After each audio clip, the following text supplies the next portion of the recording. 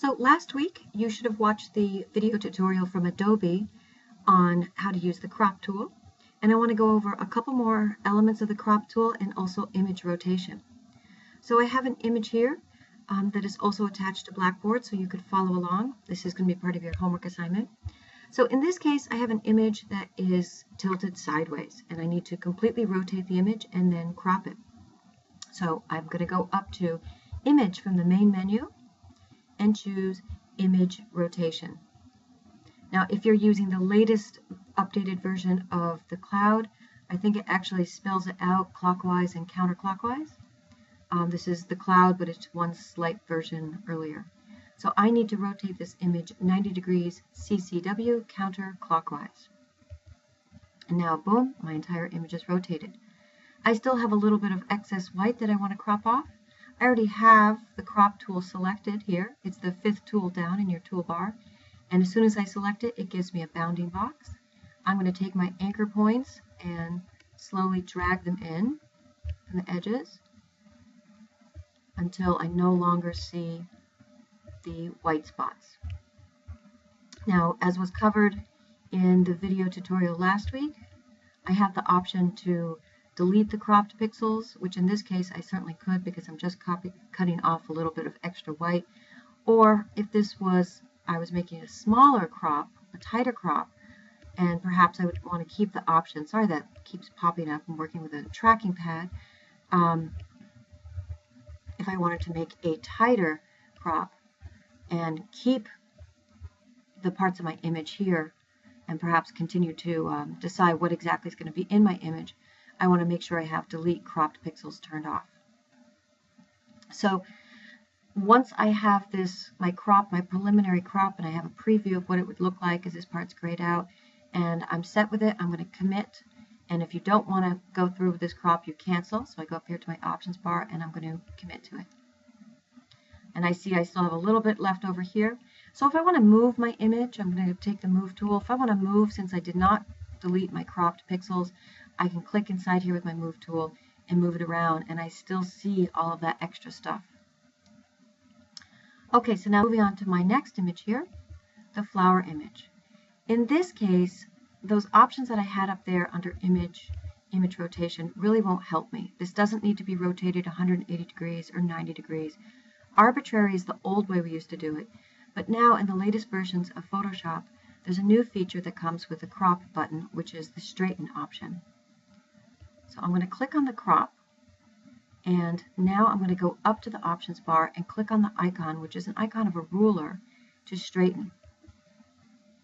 And with this, notice my cursor changes a little bit. I get a plus sign. What I want to do is to trace out a part of my image that should be straight. So I could choose the middle of my flower, because that really is the focal point.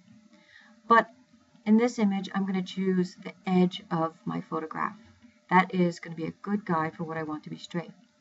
So to use this, I'm going to put my mouse right up at the top, click, holding my mouse down. If I drag it out, you can see I'm creating a line. It's following me, but I'm holding my mouse down and drag it down just enough distance so Photoshop would be able to get a good measurement. And when I let go, it automatically straightens the image for me.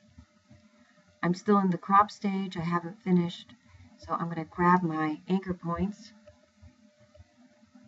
and drag them in so I get rid of the excess image part. And I have to go up. Notice if I try to go to any other place in Photoshop right now, it's all grayed out. Photoshop wants you to always commit or cancel before you move on to anything else. So whenever you have any kind of active selection here, like a bounding box, you want to make sure you go up to the options bar, and if you see either one of these buttons, that means you have not committed. So I have to commit, and now I can move on. Okay, so that was one of those neat features that have been added to the latest versions of Photoshop. I can now crop and straighten at the same time. Moving along to the next image, I'm going to talk about the perspective crop option.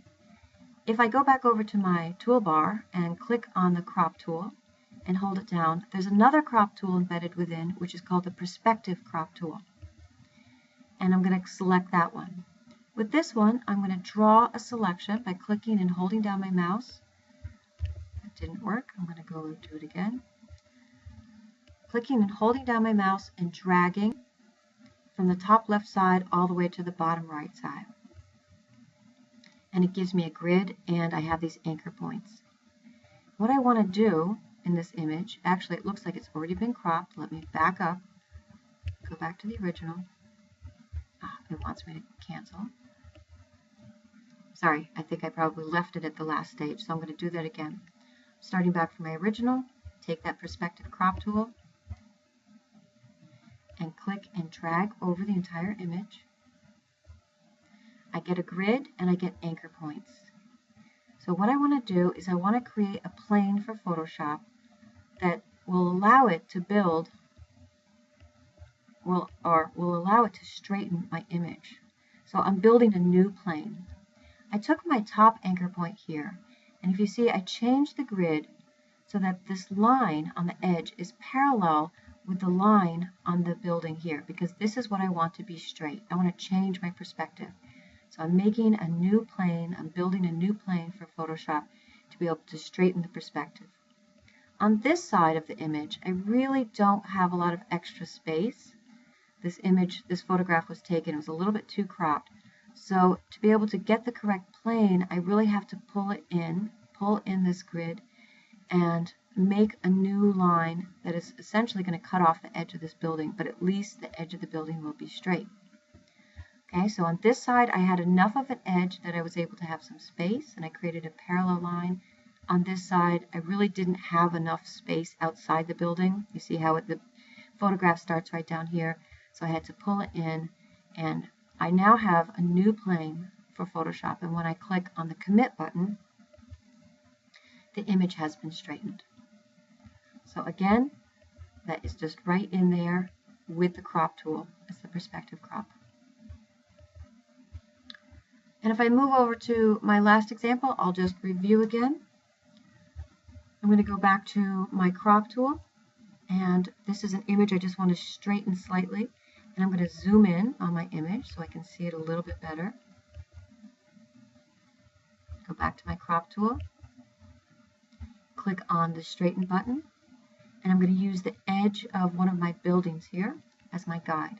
So my crop tool now becomes a ruler, and I'm going to click and drag down along the edge of this building, because that's what I want Photoshop to measure. And my straighten is only going to be as good or as accurate as my measurement. And once I let go, it has now straightened the image. And I could pull it in and make a crop if needed. I'm going to commit to this. And let's zoom out. It's giving me a delayed reaction here. And I can now see that my image, according to this, has been straightened a little bit. So if you need to make a big rotation, you go up to image, image rotation, and that's where you have those big degrees. If you need to just straighten your image a little bit, use the crop tool. And the crop tool you'll get with the straighten button, which is assigned in the options bar of the crop tool. And you use that to trace things out. And if you need to change the whole perspective, you're going to use the perspective crop tool.